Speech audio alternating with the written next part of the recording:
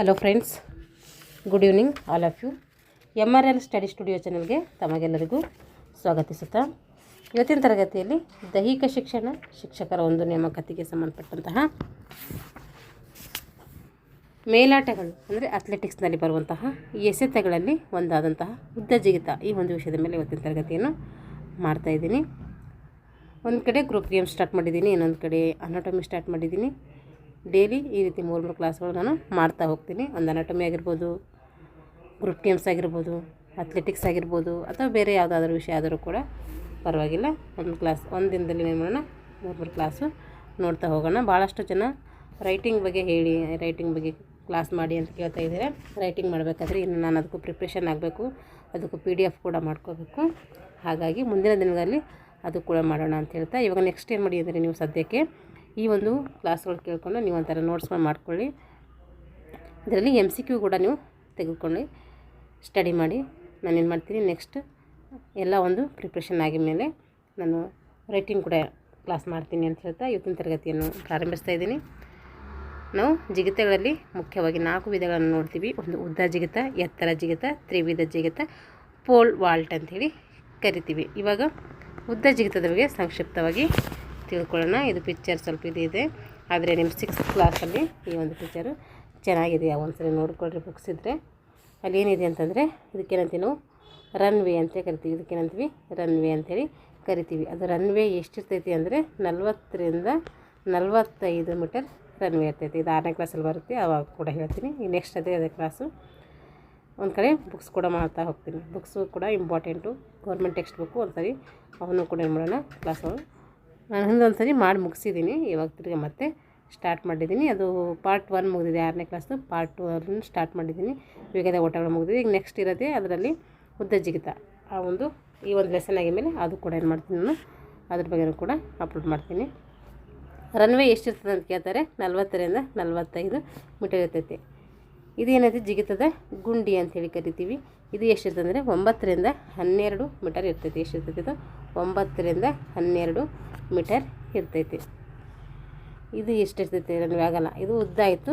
ಇದು ಅಗಲ ಎಷ್ಟಿರ್ತೈತಿ ಅಂದರೆ 1.22 ಮೀಟರ್ ಇರ್ತೈತಿ.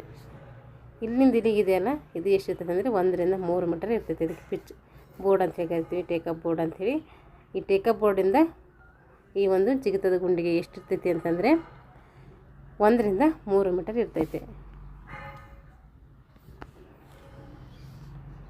ನೋಡಿರಿ ಎಷ್ಟಿದು. ಈಗ ಇಲ್ಲಿಂದ ಇಲ್ಲಿಗೆ ಎಷ್ಟಿರ್ತೈತಿ ಇದು ನೋಡಿರಿ.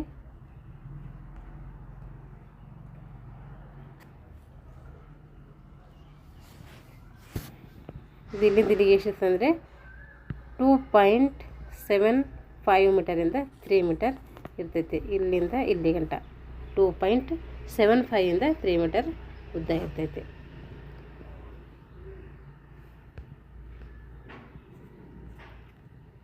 ಇದ್ರ ಬಗ್ಗೆ ನಾವು ಡೀಟೇಲ್ಸ್ ಕೆಳಗಡೆ ಇದೆ ನೋಡೋಣ.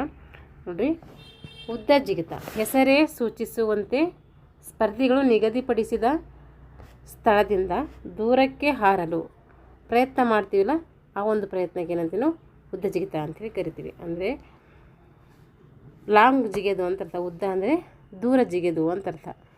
ಅಂದರೆ ಪಂದ್ಯ ಹೆಸರೇ ಸೂಚಿಸುವಂತೆ ಸ್ಪರ್ಧಿಗಳು ನಿಗದಿಪಡಿಸಿದ ಸ್ಥಳದಿಂದ, ಯಾವುದನ್ನು ನಿಗದಿಪಡಿಸಿದಾರೋ ಆ ಒಂದು ಸ್ಥಳದಿಂದ ದೂರಕ್ಕೆ ಹಾರುವುದಕ್ಕೆ ಏನಂತೀವಿ ನಾವು ಉದ್ದ ಜಿಗಿತ ಅಂತ ಕರಿತೀವಿ. ಹೀಗೆ ದೂರ ಹಾರಬೇಕು ನಾವು ಅಂತ ಅನ್ನೋದೇ ಈ ಒಂದು ಪಂದ್ಯದ ಗುರಿಯಾಗಿರ್ತೈತಿ. ಈ ಸ್ಪರ್ಧೆಯು ಮುಖ್ಯವಾಗಿ ಕ್ರೀಡಾಪಟುವಿನ ವೇಗ, ಕಾಲುಗಳ ಸ್ಫೋಟಕ ಶಕ್ತಿ ಮತ್ತು ನರಸ್ನಾಯುಗಳ ಸಂಯೋಜನೆ ಮೇಲೆ ಏನಾಗಿದೆ ಅವಲಂಬನೆ ಆಗಿದೆ. ವೇಗ ಆಗಿರ್ಬೋದು, ಕಾಲುಗಳ ಸ್ಫೋಟಕ ಶಕ್ತಿ ಆಗಿರ್ಬೋದು, ಮತ್ತು ನರಸ್ನಾಯುಗಳ ಸಂಯೋಜನೆಯ ಮೇಲೆ ಏನಾಗಿದೆ ಅವಲಂಬನೆ ಆಗಿದೆ.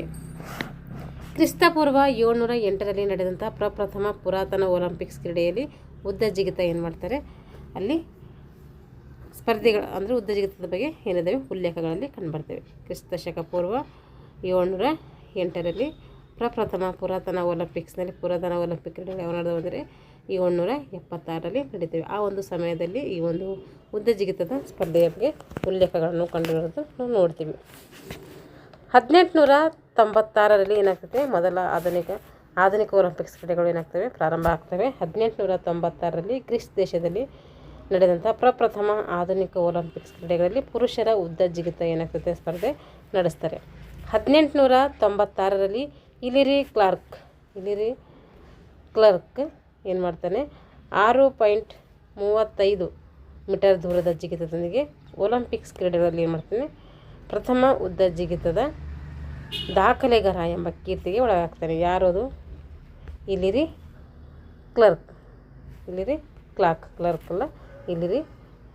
ಕ್ಲಾರ್ಕ್ ಎನ್ನುವನು ಏನು ಮಾಡ್ತಾನೆ ಈ ಒಂದು ಆಧುನಿಕ ಒಲಿಂಪಿಕ್ಸ್ನಲ್ಲಿ ದೂರವನ್ನು ಜಿಗಿದು ದಾಖಲೆ ಕೂಡ ಮಾಡ್ತಾನೆ. ಎಷ್ಟು ಜಿಗಿತಾನೆ ದೂರ ಅಂದರೆ 6.35 ಮೀಟರ್ ಜಿಗಿತಾನೆ.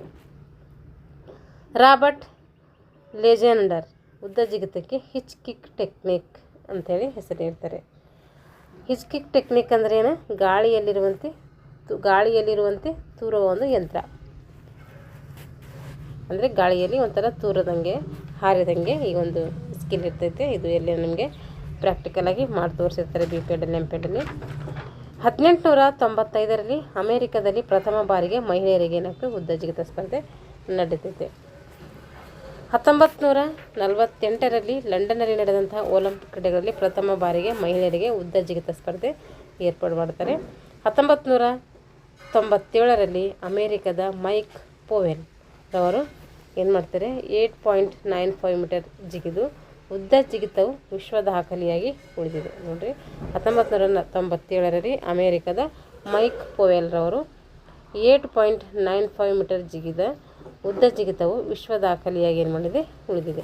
1988ರಲ್ಲಿ ರಷ್ಯಾದ ಗೆರಿನಾ ಕೋನನ್ ಏನು ಮಾಡ್ತಾರೆ ಇವನು ಕೋನವ ಜಿಗಿದ 7.50 ಮೀಟರ್ ಮಹಿಳೆಯರ ಉದ್ದ ಜಿಗಿತದಲ್ಲಿ ವಿಶ್ವ ದಾಖಲೆಯಾಗಿದೆ.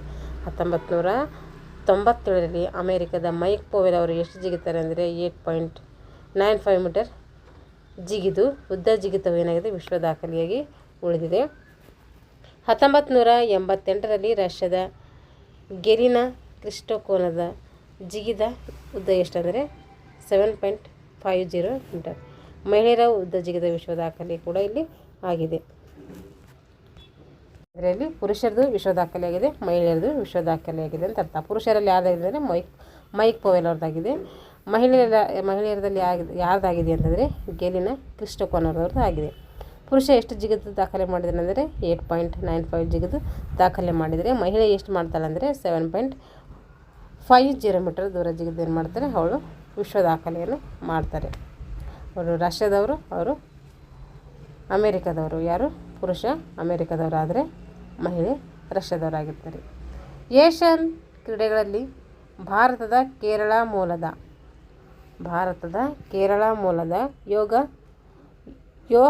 ಯೋಹಾನನ್ TC ಯೋಹಾನನ್ ರವರು 1974ರಲ್ಲಿ 8.07 ಮೀಟರ್ ಜಿಗಿದು ಟೆಹರಾನ್ ಏಷ್ಯನ್ ಗೇಮ್ಸ್ನಲ್ಲಿ ಚಿನ್ನದ ಪದಕವನ್ನು ಪಡ್ಕೊಳ್ತಾರೆ. ಅದೇ ರೀತಿ ಕೇರಳದ ಸುರೇಶ್ ಬಾಬು 1978ರಲ್ಲಿ 7.85 ಮೀಟರ್ ಉದ್ದ ಜಿಗಿದು ಏಷ್ಯನ್ ಗೇಮ್ಸ್ನಲ್ಲಿ ಭಾರತಕ್ಕೆ ಏನು ಮಾಡ್ತಾನೆ ಚಿನ್ನವನ್ನು ತಂದುಕೊಡ್ತಾನೆ. ಅಂಜು ಬಾಬಿ ಜಾರ್ಜ್ ಅವರು 2002ರಲ್ಲಿ ಏಷ್ಯನ್ ಗೇಮ್ಸ್ನಲ್ಲಿ ಚಿನ್ನದ ಪದಕವನ್ನು ತಂದುಕೊಟ್ಟಂತಹ ಭಾರತದ ಮೊದಲ ಮಹಿಳೆಯಾಗಿರ್ತಾರೆ. ಇವರು 2003ರಲ್ಲಿ ಕಂಚಿನ ಪದಕವನ್ನು ಕೂಡ ತಂದುಕೊಡ್ತಾರೆ. 2006ರಲ್ಲಿ ಏಷ್ಯನ್ ಗೇಮ್ಸ್ನಲ್ಲಿ ಬೆಳ್ಳಿ ಪದಕ, ಅಥೆನ್ಸ್ನ ಒಲಿಂಪಿಕ್ಸ್ನಲ್ಲಿ 6.85 ಮೀಟರ್ ಜಿಗಿದು 6ನೇ ಸ್ಥಾನದೊಂದಿಗೆ ನೂತನ ದಾಖಲೆ ಕೂಡ ಏನು ಮಾಡ್ತಾರೆ ಇವರು ಮಾಡ್ತಾರೆ. ಈಗ ಜಿಗಿತದ ಗುಂಡಿ ಲ್ಯಾಂಡಿಂಗ್ ಫಿಟ್ ಅಂತೀವಿ ನೋಡ್ರಿ. ಇದು ಅಲ್ಲಿ ಚಿತ್ರ ಸರಿಯಾಗಿ ಕೊಟ್ಟಿದ್ರೆ ಅದು ಕೊಟ್ಟಿದ್ದಾರೆ ಡೀಟೇಲಾಗಿ ನೋಡಿರಿ. ಅಗಲ ಎಷ್ಟಿರ್ತೈತೆ ಜಿಗಿತದ ಗುಂಡಿ ಅಂದರೆ 2.75 ಮೀಟರ್ದಿಂದ ಗರಿಷ್ಠ ಎಷ್ಟಿರ್ತದೆ ಅಂದರೆ 3 ಮೀಟರ್ ಉದ್ದ ಇರ್ತೈತೆ. ಕನಿಷ್ಠ 3 ಮೀಟರ್ ಮೃದುವಾದಂಥ ಸ್ವಲ್ಪ ಉದ್ದೆಯಾದ ಮರವನ್ನು ಕೂಡ ತುಂಬಿಸಬೇಕು. ಕನಿಷ್ಠ ಕೇಳಿದ್ರೆ ಎಷ್ಟು 2.75 ಮೀಟರ್ನಿಂದ 3 ಮೀಟರ್ ಗರಿಷ್ಠ ಅಲ್ಲಿ ಗಂಟೆ ಇರ್ತೈತೆ. ಉದ್ದ ಕನಿಷ್ಠ ಎಷ್ಟಿರ್ತಂದರೆ 9ರಿಂದ 12 ಮೀಟರ್ ಅಂತ ಗೌರ್ಮೆಂಟ್ ಟೆಕ್ಸ್ಟ್ ಬುಕ್ಕಲ್ಲಿದೆ. ಇಲ್ಲಿ 9 ಅಷ್ಟೇ ಕೊಟ್ಟಿದ್ದಾರೆ, ಆದರೆ 9ರಿಂದ 12 ಅಂತ ನೀವು ನೆನ್ಪಿಟ್ಕೊಳ್ರಿ. ಗುಂಡಿಯಲ್ಲಿ ಮರಳಿನ ನೆಲದ ಮಟ್ಟ ಅಥವಾ ಟೇಕಪ್ ಬೋರ್ಡ್ ಮಟ್ಟಕ್ಕೆ ಏನಿರಬೇಕು ಅದು ಸಮಾನಾಗಿರಬೇಕು. ಟೇಕಪ್ ಬೋರ್ಡ್ನಿಂದ ಕನಿಷ್ಠ 10 ಮೀಟರ್ ಜಿಗಿತದ ಗುಂಡಿಯ ಕೊನೆಯ ಅಂಚಿನವರೆಗೆ ಏನಿರಬೇಕು ಅದು ಅಂತರವನ್ನು ಇರಬೇಕು. ಟೇಕ್ ಆಫ್ ಮರದ ಹಲಗೆಯಿಂದ ತಯಾರಿಸಲಾಗಿದೆ. ಇದು ಆಯತಾಕಾರದಲ್ಲಿ ಕಂಡುಬರ್ತೈತೆ. 1.22 ಇಂದ 1.25 ಅಷ್ಟೇನಿರ್ತೈತೆ ಉದ್ದವನ್ನು ಕಂಡುಬರ್ತೈತೆ. 20 ಸೆಂಟಿಮೀಟರ್ ಪ್ಲಸ್ 2 ಸೆಂಟಿಮೀಟರ್ ಎಷ್ಟಿರ್ತೈತೆ ಅಗಲ ಇರ್ತೈತೆ. 20 ಸೆಂಟಿಮೀಟರ್ ಪ್ಲಸ್ 2 ಸೆಂಟಿಮೀಟರ್ ಅಷ್ಟು ಅಗಲ ಕಂಡುಬರ್ತೈತೆ. ಇಲ್ಲಿ 10 ಸೆಂಟಿಮೀಟರ್ ದಪ್ಪ ಇರ್ತೈತೆ ಇದು. ಇದರ ಮೇಲೆ ಬಿಳಿ ಬಣ್ಣ ಹಚ್ಚಿರಬೇಕು. ಲ್ಯಾಂಡಿಂಗ್ ಅಂಕಣಕ್ಕೂ ಅದರ ಪಿಟ್ ಮತ್ತು ಟೇಕಪ್ ಬೋರ್ಡ್ ನಡುವಿನ ಅಂತರ 1 ರಿಂದ 3 ಮೀಟರ್ ಇರ್ತೈತೆ. 1 ರಿಂದ 3 ಮೀಟರ್ ಇರ್ತೈತೆ. ರನ್ವೇ ಅಥವಾ ಓಡುವ ಹಾದಿ, ಇದ್ರ ಉದ್ದ ಎಷ್ಟಿರ್ತೈತೆ ಕನಿಷ್ಠ ಅಂದರೆ 40 ಮೀಟರ್ ಇರಬೇಕು. ಇದ್ರ ಉದ್ದ ಎಷ್ಟಿರ್ತೈತೆ ಕನಿಷ್ಠ 40 ಮೀಟರ್ ಇರಬೇಕು. ಸಾಧ್ಯವಾದಲ್ಲಿ 45 ಮೀಟರ್ ಕೂಡ ಇರಬೇಕು. ಓಟದ ದಾರಿಯ ಅಗಲ ಎಷ್ಟಿರಬೇಕಂದ್ರೆ 1.22 ಇಂದ 1.25 ಮೀಟರ್ ಇರಬೇಕು. ಈಗ ನಿಯಮಗಳು ಹೇಗಿರ್ತವೆ ಈ ಆಟ ಆಡಬೇಕಾದ್ರೆ ಯಾವ ನಿಯಮ ಪಾಲನೆ ಮಾಡಬೇಕಂದ್ರೆ, ಸ್ಪರ್ಧೆಯಲ್ಲಿ ಪಾಲ್ಗೊಳ್ಳುವವರು ತೆಗೆದುಕೊಳ್ಳಬೇಕಾದಂಥ ಯತ್ನದ ಸರದಿಯನ್ನು ಏನು ಮಾಡಬೇಕು, ಚೀಟಿ ಎತ್ತೋದ್ರ ಮೂಲಕ ಏನು ಮಾಡಬೇಕು, ನಿಗದಿ ಮಾಡಬೇಕು. ಸ್ಪರ್ಧೆಯಲ್ಲಿ 8ಕ್ಕಿಂತ ಹೆಚ್ಚು ಸ್ಪರ್ಧಿಗಳು ಭಾಗವಹಿಸುತ್ತಿದ್ದರೆ ಪ್ರತಿಯೊಬ್ಬರಿಗೂ 3 ಯತ್ನಗಳನ್ನು ಕೊಡಬೇಕು. ಸ್ಪರ್ಧೆಯಲ್ಲಿ 8ಕ್ಕಿಂತ ಹೆಚ್ಚು ಸ್ಪರ್ಧಿಗಳು ಭಾಗವಹಿಸಿದರೆ ಪ್ರತಿಯೊಬ್ಬರಿಗೂ 3 ಅವಕಾಶವನ್ನು ಕೊಡಬೇಕು. ನಂತರ ಅವರಲ್ಲಿ ಉತ್ತಮ ಸಾಧನೆ ತೋರಿದ 8 ಕ್ರೀಡಾಪಟುಗಳಿಗೆ ಅಂತಿಮ ಸುತ್ತಿನ ಇನ್ನೂ 3 ಜಿಗಿತಗಳನ್ನು ಕೊಡಲಾಗುವುದು. ಅಂತಿಮ 3 ಸುತ್ತುಗಳನ್ನು ಕೊಡುವ ಮುನ್ನ ಮೊದಲ ಸುತ್ತಿನ 8 ಜನರಲ್ಲಿ ಅತಿ ಕಡಿಮೆ ದೂರ ಜಿಗಿದವನಿಗೆ ಏನು ಮಾಡ್ತಾರೆ, ಸರದಿಯ ಮೊದಲ ಜಿಗಿತಗಾರನಾಗಿರ್ತಾನೆ. 3 ಸುತ್ತು ಕೊಡ್ತಾರಲ್ಲ 8 ಜನಕ್ಕೆ, ಅಂದರೆ 8ಕ್ಕಿಂತ ಹೆಚ್ಚು ಸ್ಪರ್ಧೆಗಳು ಭಾಗವಹಿಸಿದರೆ ಪ್ರತಿಯೊಬ್ಬರಿಗೆ ಏನು ಮಾಡ್ತಾರೆ, 3 ಚಾನ್ಸ್ ಕೊಡ್ತಾರೆ. ಅಲ್ಲಿ ಉತ್ತಮ ಸಾಧನೆ ಯಾರು ಮಾಡ್ತಾರೋ ಅಂತಹ ಉತ್ತಮ ಸಾಧನೆ ಮಾಡಿದಂಥ 8 ಕ್ರೀಡಾಪಟುಗಳಿಗೆ ಏನು ಮಾಡ್ತಾರೆ, ಅಂತಿಮ ಸುತ್ತಿನಲ್ಲಿ 3 ಚಾನ್ಸ್ಗಳನ್ನು ಕೊಡ್ತಾರೆ. ಅಂತಿಮ 3 ಸುತ್ತುಗಳನ್ನು ಕೊಡುವ ಮುನ್ನ ಏನು ಮಾಡ್ತಾರೆ, ಮೊದಲ ಸುತ್ತಿನ 8 ಜನರಲ್ಲಿ ಅತಿ ಕಡಿಮೆ ಯಾರು ದೂರ ಜಿಗಿದಿದ್ದಾರೆ ಅವನಿಗೆ ಏನು ಮಾಡ್ತಾನೆ, ಮೊದಲ ಒಂದು ಸ್ಥಾನದಲ್ಲಿ ಇರಿಸ್ತಾರೆ. ಯಾಕೆಂದರೆ ಅವನು ಏನಾದರೂ ತಪ್ಪು ಮಾಡಿದ್ರೆ ಫಸ್ಟ್ಗೆ ತೆಗೆದುಬಿಡೋಣ ಅಂಥೇಳಿ. ಇಳಿಕೆ ಕ್ರಮದಿಂದ ಏಕೆ ಕ್ರಮದವರೆಗೆ ಏನು ಮಾಡ್ತಾರೆ, ಇಲ್ಲಿ ಚಾನ್ಸನ್ನು ಕೊಡ್ತಾರೆ ಎಸಲಿಕ್ಕೆ. ಮೊದಲನೆಯವನು 8ನೇಯವನಾಗಿರ್ತಾನೆ. ಆಮೇಲೆ ಫಸ್ಟ್ನವನು ಏನಿರ್ತದೆ ಇಲ್ಲಿ ಅವನೇ ಲಾಸ್ಟಿಗೆ ಸಿಗಬೇಕು ಅಂತ. ಯಾರು ಜಾಸ್ತಿ ದೂರ ಜಿಗಿತಾರೆ ಅವನೇ ಲಾಸ್ಟಿಗೆ ಜಿಗಿಬೇಕಿದ್ರಲ್ಲಿ. ಸ್ಪರ್ಧಿಗಳು 8ಕ್ಕಿಂತ ಕಡಿಮೆ ಇದ್ದಾಗ, 8 ಇದ್ದಾಗೆ 8ಕ್ಕಿಂತ ಹೆಚ್ಚಿದ್ದಾಗ ಇದ್ರಲ್ಲಿ ಮಾಡ್ತಾರೆ. ಆದರೆ ಒಂದು 8ಕ್ಕಿಂತ ಕಡಿಮೆ ಇದ್ರೆ ಏನು ಮಾಡ್ತಾರೆ ಅಂದರೆ ಒಬ್ಬೊಬ್ಬರಿಗೆ 6 ಯತ್ನಗಳನ್ನು ಕೊಡ್ತಾರೆ. 8ನೇ ಸ್ಥಾನಕ್ಕೆ ಟೈ ಆದಂತಹ ಎಲ್ಲ ಸ್ಪರ್ಧಿಗಳಿಗೂ ಏನು ಮಾಡ್ತಾರೆ, 3 ಯತ್ನಗಳನ್ನು ಗಣನೆಗೆ ತೆಗೆದುಕೊಳ್ಳುವಂಥ ಅವಕಾಶ ಇಲ್ಲಿ ಕೊಡ್ತಾರೆ. ಸ್ಪರ್ಧೆಯು ಆರಂಭದ ನಂತರ ಸ್ಪರ್ಧಿಗಳಿಗೆ ಓಡುವ ಹಾದಿಯು ಅಭ್ಯಾಸಕ್ಕಾಗಿ ಬಳಸಲು ಏನು ಮಾಡ್ತಾರೆ, ಅನುಮತಿ ಇಲ್ಲಿ ಇರೋದಿಲ್ಲ. ಸ್ಪರ್ಧೆ ಆರಂಭವಾದ ನಂತರ ಅದನ್ನು ನಾವು ಅಭ್ಯಾಸ ಮಾಡೋಕ್ಕೆ ಬಳಸ್ಕೋತೀವಿ ಅಂದರೆ ಯಾವುದೇ ರೀತಿ ಅನುಮತಿ ಕೊಡೋದಿಲ್ಲ. ಒಬ್ಬ ಸ್ಪರ್ಧಿಯ ಯತ್ನವನ್ನು ಈ ಕೆಳಗಿನ ಸ್ಪರ್ಧಿಗಳಲ್ಲಿ ನ್ಯಾಯಸಮ್ಮತವಲ್ಲ ಅಥವಾ ಅಕ್ರಮ ಜಿಗಿತ ಎಂದು ಪರಿಗಣಿಸಲಾಗುವುದು. ಒಬ್ಬ ಸ್ಪರ್ಧಿಯ ಯತ್ನವನ್ನು ಈ ಕೆಳಕಂಡ ಸ್ಪರ್ಧೆಗಳಲ್ಲಿ ನ್ಯಾಯಸಮ್ಮತವಲ್ಲದ ಅಥವಾ ಅಕ್ರಮ ಜಿಗಿತ ಎಂದು ಪರಿಗಣಿಸ್ತೀವಿ. ಸ್ಪರ್ಧಿಯು ಓಡಿ ಬಂದು ಜಿಗಿಯದೆ ಹಾಗೆಯೇ ಟೇಕಾಫ್ ಗೆರೆಯ ಮುಂದೆ ಓಡಿ ಹೋದರೆ ಅಥವಾ ತನ್ನ ಶರೀರದ ಯಾವುದೇ ಭಾಗದಿಂದ ಟೇಕಾಫ್ ಗೆರೆಯಿಂದ ಮುಂದಿರುವ ಜಾಗವನ್ನು ಮುಟ್ಟಿದರೆ ಅವಾಗ ಏನಂತೀವಿ ನಾವು, ಅವನು ಫಾಲ್ ಅಂತೇಳಿ ಕರಿತೀವಿ. ಅಂದರೆ ಸ್ಪರ್ಧಿ ಓಡಿ ಬಂದು ಜಿಗಿಯದೆ ಹಾಗೆಯೇ ಟೇಕಾಫ್ ಗೆರೆಯ ಮುಂದೆ ಓಡಿ ಹೋದರೆ ಅಥವಾ ತನ್ನ ಶರೀರದ ಯಾವುದೇ ಭಾಗದಿಂದ ಟೇಕಾಫ್ ಗೆರೆಯ ಮುಂದಿರುವ ಜಾಗವನ್ನು ಮುಟ್ಟಿದರೆ ಅದು ಏನಾಗ್ತೈತೆ, ಫಾಲ್ ಆಗುತ್ತೆ. ಸ್ಪರ್ಧಿಯು ಯಾವುದೇ ರೀತಿ ಲಾಗ್ ಅಥವಾ ಪಲ್ಟಿ ಹೊಡಿಬಾರ್ದು. ಅವಾಗೇನಾಗ್ತೈತೆ ಅವಾಗ ಕೂಡ ಅವನು ಅಕ್ರಮ ಅಂತೇಳಿ ನಾವು ಪರಿಗಣಿಸ್ತೀವಿ.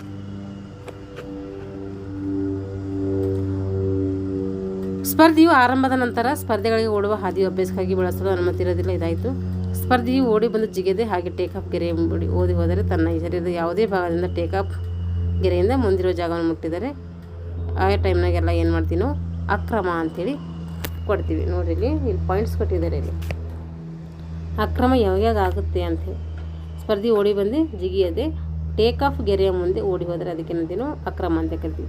ಶರೀರದ ಯಾವುದೇ ಭಾಗದಿಂದ ಟೇಕಾಫ್ ಗೆರೆಯ ಮುಂದೆ ಅಂದರೆ ಮುಂದಿರೋ ಜಾಗವನ್ನು ಏನಾದರೂ ಮುಟ್ಟಿದರೆ ಅವಾಗ ಕೂಡ ನಾವು ಫಾಲ್ ಆಗ್ತದೆ ಅಂತ ಅರ್ಥ.